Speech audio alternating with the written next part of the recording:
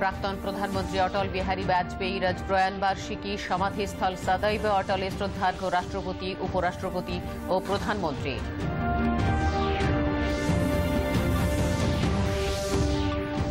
শ্রীলঙ্কাকে Dornier aircraft দিল ভারত। সামুদ্রিক নিরাপত্তায় সহযোগিতার জন্য ভারতকে ধন্যবাদ শ্রীলঙ্কার।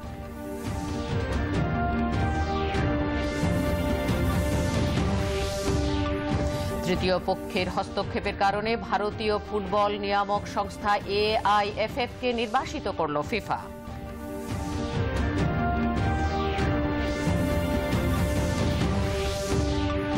আজ থেকে কলকাতায় শুরু হচ্ছে ডুরান্ড কাপ। অংশ নিচ্ছে 20টি দল।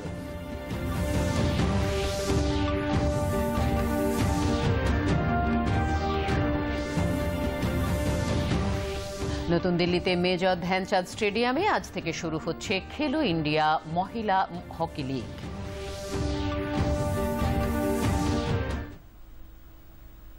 নমস্কার, সংবাদ আসছি বিস্তারিত খবরে। দেশের প্রাক্তন প্রধানমন্ত্রী অটল বিহারী বাজপেয়ীর আজ প্রয়াণ বার্ষিকী। বিনম্র চিত্তে তাকে স্মরণ করছে গোটা দেশ। প্রধানমন্ত্রী হিসেবে সামাজিক প্রকল্প, পরিকাঠামো নির্মাণ সহ দেশের উন্নয়নকে এগিয়ে নিয়ে যেতে তার ভূমিকা অনস্বীকার্য। লোকসভায় 10 বার এবং রাজ্যসভায় 2 বার নির্বাচিত হন। তিনি একজন সুদক্ষ সাংসদ ছিলেন। তার নেতৃত্বের প্রতি ছিল মানুষের বিশ্বাস, ভালোবাসা ও ভরসা। সাংসদ এবং বিশেষ করে প্রধানমন্ত্রী হিসেবে তার অমূল্য অবদান এবং সাহসী সংস্কার যা ভিত গড়ে দিয়েছিল শক্তিশালী অর্থনীতি এবং সুদৃঢ় পরিকাঠামোর।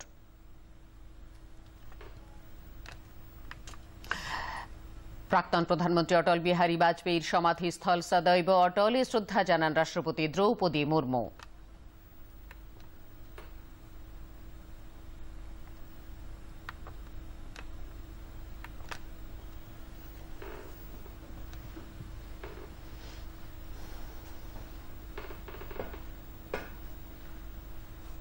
উপরাষ্ট্রপতি জগদীপ ধনখড় সদৈব অটলে শ্রদ্ধা জ্ঞাপন করেন।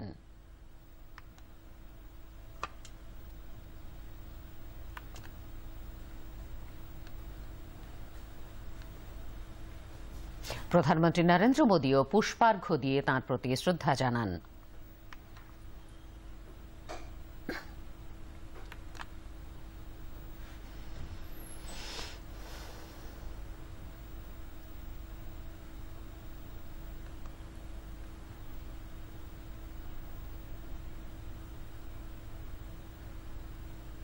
লোকসভার অধ্যক্ষ ওম বিড়লা সদৈব অটলে তাঁর প্রতি শ্রদ্ধা জ্ঞাপন করেন।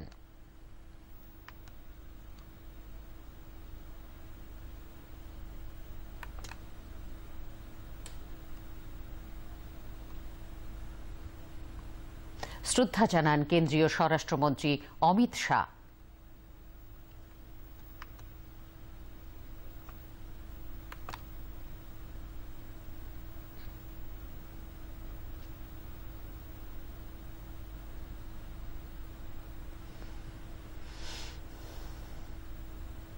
পুষ্পার্ঘ্য দিয়ে শ্রদ্ধা জ্ঞাপন করেন প্রতিরক্ষা মন্ত্রী রাজনাথ সিং।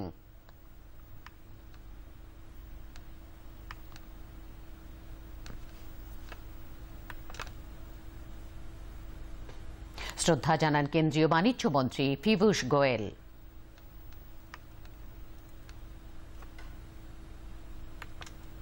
বিজেপির সর্বভারতীয় সভাপতি JP নাড্ডাও প্রাক্তন প্রধানমন্ত্রীর প্রতি শ্রদ্ধা জানান।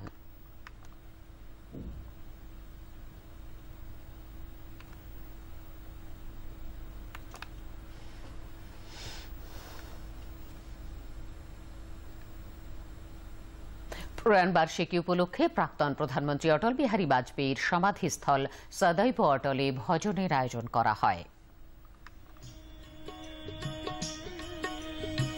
শিব মেরি পূজা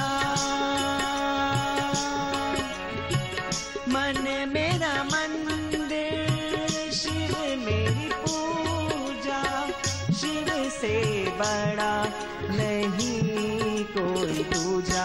बोल सत्यम शिवम, बोल तू सुंदरम, मन मेरे शिव की महिमा के गुण गाए जा।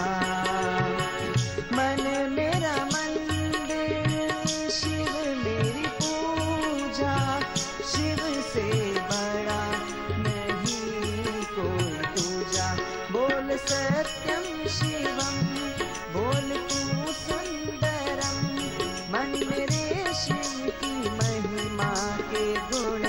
गाए जा, मन मेरा मंदिर, शिव मेरी पूजा। প্রধানমন্ত্রী নরেন্দ্র মোদী এক ভিডিও বার্তায় প্রাক্তন প্রধানমন্ত্রী অটল বিহারী বাজপেয়ীর প্রতি শ্রদ্ধা জ্ঞাপন করেছেন। झरे सब पीले पात, कोयल की कुहुक रात, प्राची में अरुणिमा की रेख देख पाता हूँ, गीत नया गाता हूँ, गीत नया गाता हूँ। ये देश अटल जी के योगदान को कभी नहीं भुला सकता। सत्ता का खेल तो चलेगा, सरकारें आएंगी जाएंगी, पार्टियां बनेगी बिगड़ेंगी, मगर ये देश रहना चाहिए, इस देश का लोकतंत्र अमर रहना चाहिए। अटल जी की वाणी वो सिर्फ भारतीय जनता पार्टियों की आवाज नहीं बनी थी। अटल जी बोल रहे हैं मतलब देश बोल रहा है, अटल जी बोल रहे हैं मतलब देश सुन रहा है, अटल जी बोल रहे हैं मतलब अपनी भावनाओं को नहीं, देश के जन जन की भावनाओं को समेट कर उसको अभिव्यक्ति दे रहे हैं। न सांप्रदायिक आधार पर, न जातीय आधार पर, न राजनीति ऐसे दो खेमों में बंटनी चाहिए कि जिनमें संवाद न हो, जिनमें चर्चा न हो। और जब देश हित की जरूरत, लोकतंत्र बढ़ा कि मेरा संगठन बढ़ा, लोकतंत्र बढ़ा कि मेरा दल बढ़ा, लोकतंत्र बढ़ा कि मेरा नेतृत्व बढ़ा, इसका जब कसौटी का समय आया तो ये दीर्घदृष्टा नेतृत्व का सामर्थ्य था, उसने लोकतंत्र को प्राथमिकता दी, दल को आहूत कर दिया। उनके नेतृत्व में हमने परमाणु शक्ति में भी देश का सर ऊपर किया। पार्टी नेता हो, संसद सदस्य हो, मंत्री हो या प्रधानमंत्री, अटल जी ने प्रत्येक भूमिका में एक आदर्श को प्रतिष्ठित किया। কেন্দ্রীয় স্বরাষ্ট্রমন্ত্রী অমিত শাহ এক টুইট বার্তায় প্রাক্তন প্রধানমন্ত্রীর প্রয়াণ বার্ষিকীতে তাঁর প্রতি শ্রদ্ধা জ্ঞাপন করেছেন।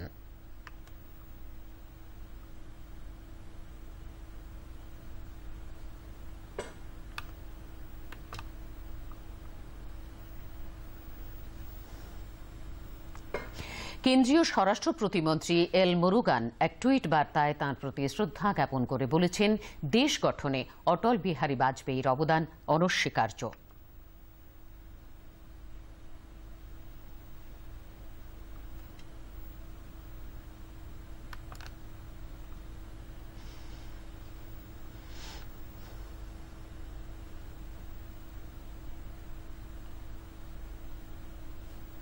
স্বাধীনতা দিবসের ৭৫ বছর পূর্তি উপলক্ষে গতকাল লালকেল্লার প্রাকার থেকে জাতির উদ্দেশ্যে ভাষণে প্রধানমন্ত্রী নরেন্দ্র মোদী বলেন, আর ২৫ বছর পর আমরা স্বাধীনতার শতবর্ষ উদযাপন করব। ৭৫ থেকে ১০০-র দিকে এই যাত্রা স্বাধীনতার অমৃতকাল। দেশের পক্ষে বিশেষ গুরুত্বপূর্ণ এই সময়টি ৫টি সংকল্প গ্রহণের জন্য দেশবাসীর প্রতি আহ্বান জানান তিনি। पता नहीं था कि भारत के पास एक इनहेरेंट सामर्थ्य है, एक संस्कार सरिता है, एक मन मस्तिष्क का विचारों का बंधन है, और वो है भारत लोकतंत्र की जननी है, मदर ऑफ डेमोक्रेसी है, और जिनके প্রধানমন্ত্রী বলেন, ভারত গণতন্ত্রের ধাত্রীভূমি, বিভিন্নতাই ভারতের শক্তি।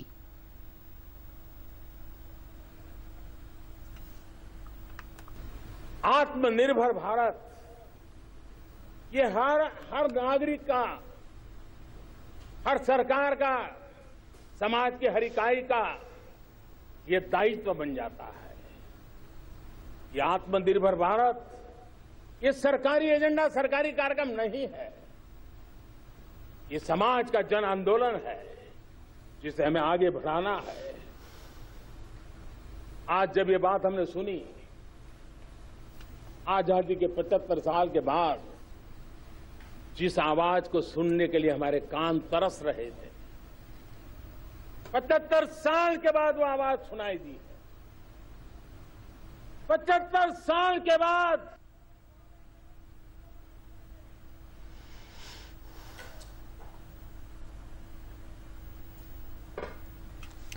আত্মনির্ভর ভারত গঠনকে এক গণ আন্দোলনে পরিণত করার আহ্বান জানিয়ে প্রধানমন্ত্রী বলেন, এতদিন জাতীয় পতাকা উত্তোলনের পর ব্রিটিশ কামান থেকে তোপধ্বনি করা হতো, এবারই প্রথম এই তোপধ্বনি হল মেড ইন ইন্ডিয়া কামান থেকে।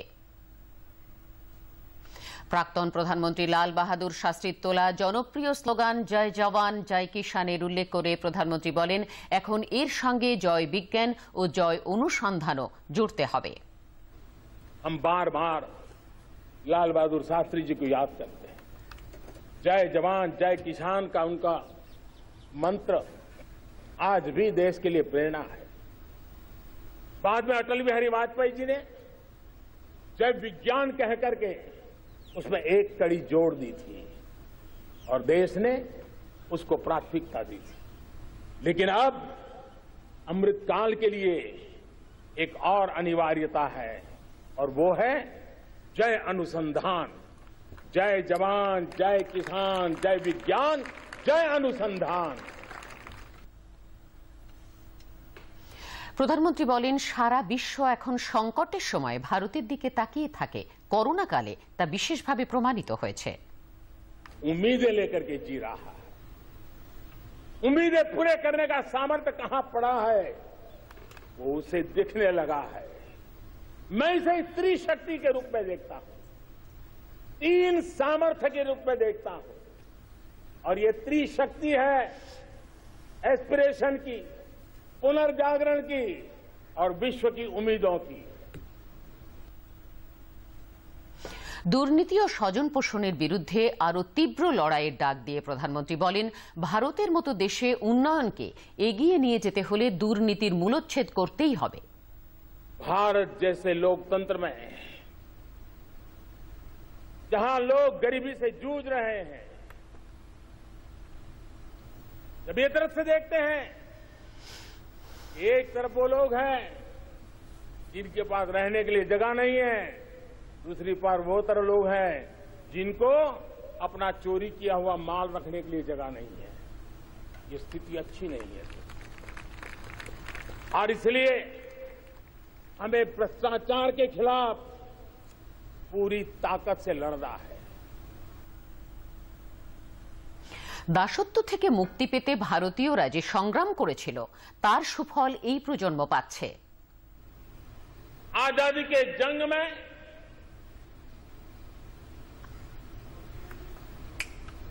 गुलामी का पूरा कालखंड संघर्ष में बीता है। हिंदुस्तान का कोई कोना ऐसा नहीं था, कोई काल ऐसा नहीं था जब देशवासियों ने सैकड़ों सालों तक गुलामी के खिलाफ जंग न किया हो, जीवन न खपाया हो,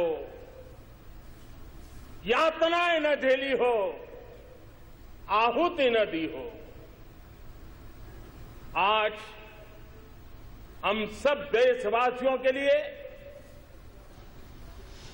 ऐसे हर महापुरुष को, हर त्यागी को, हर बलिदानी को नमन करने का अवसर है, उनका ऋण स्वीकार करने का अवसर है और उनका स्मरण करते हुए उनके सपनों को जल्द से जल्द पूरा करने का संकल्प लेने का भी अवसर है। প্রধানমন্ত্রী নরেন্দ্র মোদী বলেন, অমৃতকাল ভারতীয়দের সুযোগ ও আগামী দিনের স্বপ্ন পূরণ করবে। अमृत महोत्सव के दौरान देश ने पूरे 1 साल से हम देख रहे हैं, 2021 में दांडी यात्रा से प्रारंभ हुआ, स्मृति दिवस को संवारते हुए हिंदुस्तान के हर जिले में, हर कोने में देशवासियों ने आजादी के अमृत महोत्सव के लक्षावधि कार्यक्रम किए। शायद इतिहास में इतना विशाल, व्यापक, लंबा एक ही मकसद का उत्सव मनाया गया हो, वो शायद ये पहली घटना हुई होगी। সন্ত্রাসবাদ নিয়ে ফের সরব হলেন প্রধানমন্ত্রী। সন্ত্রাসবাদের মোকাবিলায় সকলকে একযোগে কাজ করার ডাক দিয়েছেন তিনি। हमने क्या कुछ नहीं झेला, कभी अन्न का संकट झेला, कभी युद्ध के शिकार हो गए, आतंकवाद ने डगर डगर चुनौतियां पैदा की, निर्दोष नागरिकों को मौत के घाट उतार दिया गया, छद्म युद्ध चलते रहे, न जाने कितने पड़ाव आए हैं, लेकिन इन पड़ाव के बीच भी भारत आगे बढ़ता रहा। भारत की विविधता ही भारत की एक अनमोल शक्ति है, शक्ति का एक अटूट प्रवाह है। সামাজিক উন্নয়নকে এগিয়ে নিয়ে যেতে উদ্যোগী হতে হবে সমাজের সর্বস্তরের মানুষকে, এগিয়ে আসতে হবে যুব সমাজকেও। हमारे इस एस्पिरेशनल सोसाइटी ने लंबे अरसे तक इंतजार किया है, लेकिन अब वो अपनी आने वाली पीढ़ी को इंतजार में जीने के लिए मजबूर करने को तैयार नहीं है। और इसलिए ये अमृत काल का पहली प्रभात हमें उस एस्पिरेशनल सोसाइटी की आकांक्षाओं को पूरा करने के लिए एक बहुत बड़ा सुनहरा अवसर लेकर के आई है। বিভিন্ন ক্ষেত্রে বাড়াতে হবে সচেতনতা, চেতনার উন্মেষ ঘটালে এগোবে সমাজ, গতি আসবে দেশের অর্থনীতি ও সামাজিক উন্নয়নে। हमने पिछले दिनों देखा है, एक और ताकत का हमने अनुभव किया है, और वो है भारत में एक सामूहिक चेतना का पुनर्जागरण हुआ। एक सामूहिक चेतना का पुनर्जागरण आजादी के इतने संघर्ष में से जो अमृत था, वो अब संजोया जा रहा है, संकलित हो रहा है, संकल्प में परिवर्तित हो रहा है, पुरुषार्थ की पराकाष्ठा जुड़ रही है और सिद्धि का मार्ग नजर आ रहा है। ये चेतना, मैं समझता हूं कि चेतना का जागरण, ये पुनर्जागरण, ये हमारी सबसे बड़ी अमानत है। বিদেশে সংস্কৃতি প্রতিমন্ত্রী মীনাক্ষী লেখি ত্রিদেশীয় সফরে যাচ্ছেন। প্রথম পর্যায়ে তিনি যাবেন নরওয়েতে, দ্বিতীয় পর্যায়ে আইসল্যান্ড এবং তারপর তিনি যাবেন মাল্টায়। 3 দেশের নেতাদের সঙ্গে বৈঠকের পাশাপাশি প্রবাসী ভারতীয়দের সঙ্গে আজাদি কা অমৃত মহোৎসব উদযাপনে অংশ নেবেন তিনি।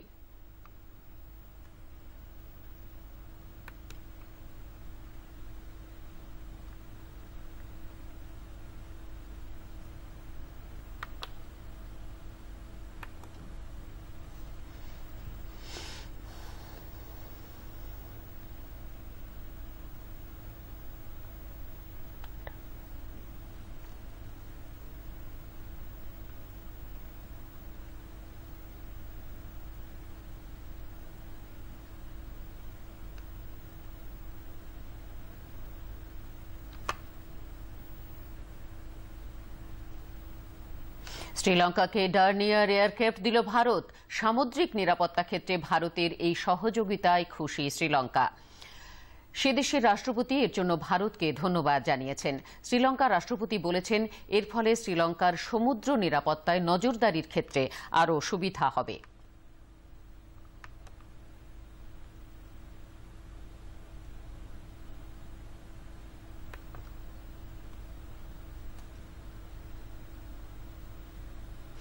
পরমাণু আলোচনা সদর্থক হলেও আশা পূরণ হয়নি বলে জানিয়েছেন ইরান। সে দেশের বিদেশ মন্ত্রক জানিয়েছে, আলোচনা ইতিবাচকভাবে এগিয়েছে। ভিয়েনায় ইউরোপীয় ইউনিয়নে মধ্যস্থতার বেশ কয়েকদিন আলোচনা হয়, তবে এই ইতিবাচক আলোচনাকে বাস্তবায়িত করতে হলে আরও সময় লাগবে।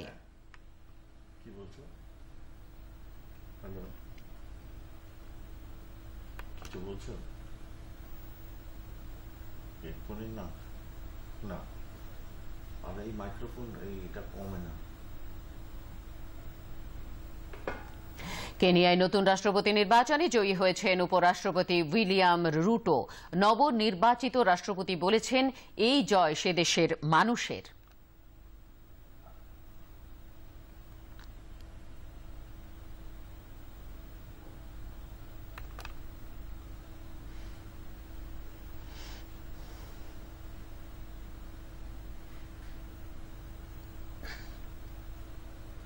দেশে এ পর্যন্ত 208 কোটি 31 লক্ষের বেশি করোনা টিকার ডোজ দেওয়া হয়েছে। দেশে এখন সুস্থতার হার 98.56%।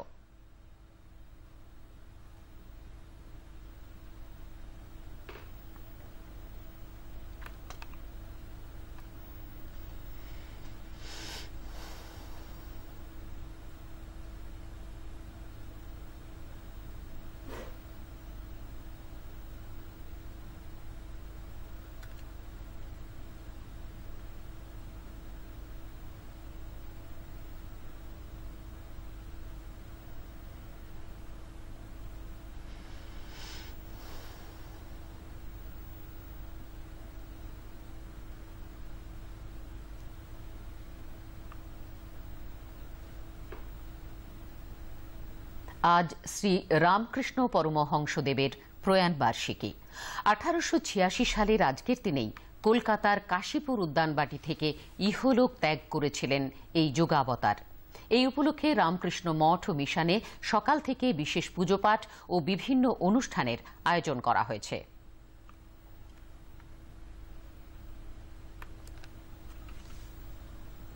পর্যটনের মানচিত্রে পুরুলিয়া এক অন্যতম জেলা। একটি প্রতিবেদন। বড় একটি বাঁক নিয়ে বয়ে চলেছে কাঁসাই নদী। তার পাশেই 2000 বছরের ইতিহাসকে নিয়ে দাঁড়িয়ে রয়েছে দুটি দেউল। জঙ্গলের মাঝে অতি মনোরম এই জায়গাটি দেউলঘাটা নামে পরিচিত। পুরুলিয়া জেলার আরসা ব্লকের এই দেউলঘাটার মন্দিরের টেরাকোটার কাজ চমৎকৃত করার মতো। ধারণা করা হয় জৈন তীর্থঙ্করদের সময়ে নির্মিত হয়েছিল পোড়া ইটের এই মন্দিরগুলি। সুদূর অতীতে এখানে অনেকগুলি সুউচ্চ দেউল থাকলেও এখন টিকে রয়েছে মাত্র দুটি। পুরুলিয়া জেলা পর্যটনের ক্ষেত্রে ক্রমশ পাচ্ছে গুরুত্বপূর্ণ স্থান। এখন সারা বছরই অযোধ্যা পাহাড় দেখতে আসেন পর্যটকরা, অথচ এই পাহাড়ের প্রায় পাদদেশে থাকা দেউলঘাটা অন্তরালেই থেকে যায়। এবার এই প্রাচীন মন্দিরগুলিকে তুলে ধরতে উদ্যোগ নিল স্থানীয় যুবকরা। প্রাচীন মন্দিরের সঙ্গে আদিবাসী ও লোক সংস্কৃতির মিশ্রণ ঘটিয়ে আরও আকর্ষণীয় করা হলো দেউলঘাটার পর্যটন। আপনারা দেখছেন পেছন দিকে এই দেউলটা প্রায় 2000 বছর পুরনো এবং প্রাচীন, কিন্তু এখনো পর্যন্ত অক্ষয় এবং অক্ষত অবস্থায় দাঁড়িয়ে আছে। দেউলঘাটা যাতে পর্যটন মানচিত্রে একটা ভালো জায়গা করে নিতে পারে এবং এই দেউলঘাটাকে কেন্দ্র করে তার পাশ দিয়ে বয়ে চলেছে কাঁসাই নদী, তারও একটা আলাদা আকর্ষণ এবং মাহাত্ম্য আছে। তো ফলত আগামী দিন যদি এখানে কোনো একটা পর্যটন কেন্দ্র গড়ে ওঠে, তাহলে দেউলঘাটাকে কেন্দ্র করে যে আদিবাসী গ্রাম রয়েছে তাদের ছেলেমেয়েরা কিন্তু অনেক উপকৃত হবে। অপূর্ব প্রাকৃতিক সৌন্দর্য, সেই সঙ্গে ছৌ ঝুমুরের আস্বাদ। স্থানীয় যুবকরা এই দুইয়ের মেলবন্ধন ঘটাতেই দেউলঘাটা পর্যটকদের কাছে হয়ে উঠল আরও আকর্ষণীয়। প্রাচীন মন্দির প্রাঙ্গণে পুরুলিয়ার সংস্কৃতির এই সংযোগ আগামী দিনে মানুষকে যেমন টেনে নিয়ে আসবে, তেমনই স্থানীয় ছৌ ঝুমুর শিল্পীদের কাজের সুযোগও বাড়িয়ে দেবে বলে মনে করছেন স্থানীয় শিল্পীরা।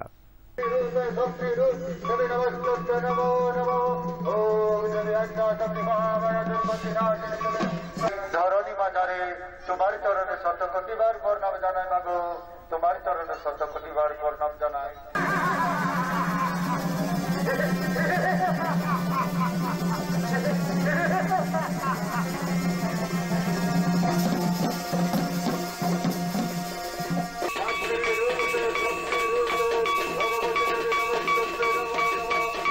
টুরিস্ট পার্টি ওরা আসুক, ওরা হলে আমাদের মানে নাচ দেখা যে সাফল্য তা তুলে ধরব এবং আমাদেরও কিছু যে অর্থ, সেই অর্থ আমাদের এই নাচের মাধ্যমে উপার্জন করা হয়।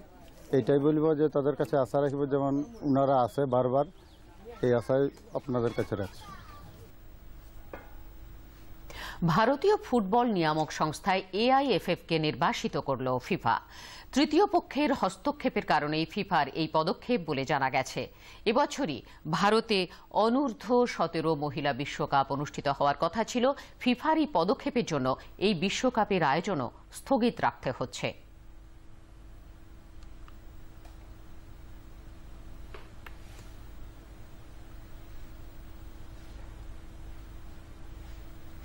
এশিয়ার সবচেয়ে প্রাচীন ফুটবল টুর্নামেন্ট ডুরান্ট কাপ আজ থেকে শুরু হচ্ছে। কলকাতার যুব ভারতী ক্রীড়াঙ্গনে আজ বিকেলে খেলা শুরু হবে। অংশ নিচ্ছে 20টি দল, 5টি গ্রুপে 4টি করে দল থাকছে।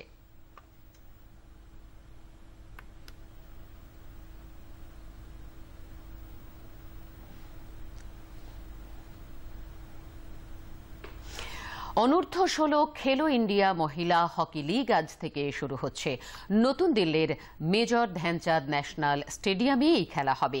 পুল এ ও পুল বি দুটি বিভাগে মোট 16টি দল থাকছে।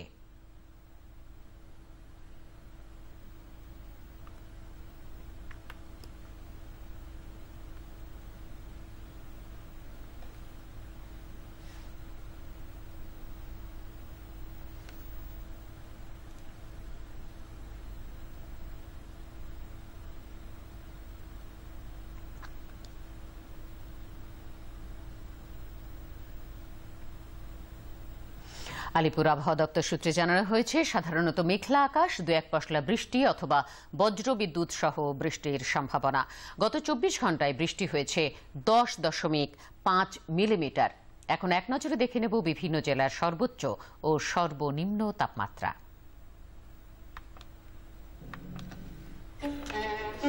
দার্জিলিংয়ে সর্বোচ্চ 21, সর্বনিম্ন 17 ডিগ্রি সেলসিয়াস।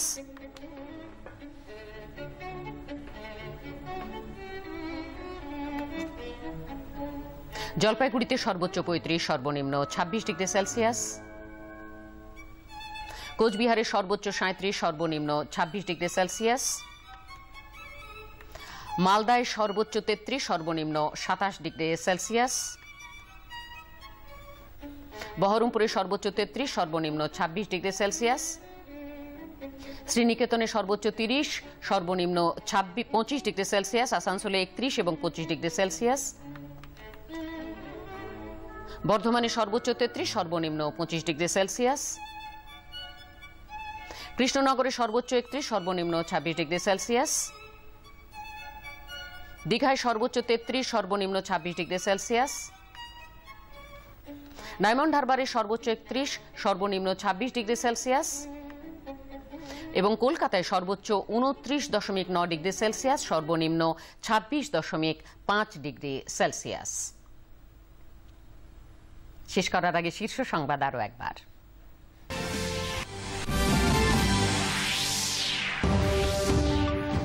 দেশের প্রাক্তন প্রধানমন্ত্রী অটল বিহারী বাজপেয়ীর আজ প্রয়াণ বার্ষিকী। সমাধিস্থল সদৈব অটলে শ্রদ্ধার্ঘ্য রাষ্ট্রপতি, উপরাষ্ট্রপতি ও প্রধানমন্ত্রীর।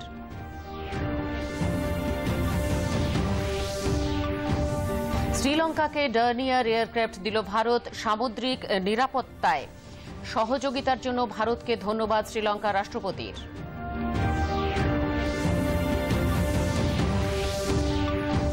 তৃতীয় পক্ষের হস্তক্ষেপের কারণে ভারতীয় ফুটবল নিয়ামক সংস্থা AIFF কে নির্বাসিত করল ফিফা।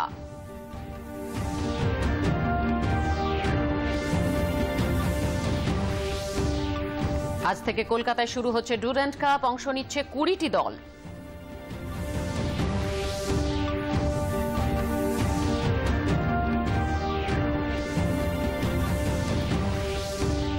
নতুন দিল্লিতে মেজর ধ্যানচাঁদ স্টেডিয়ামে আজ থেকে শুরু হচ্ছে খেলো ইন্ডিয়া মহিলা হকি লিগ।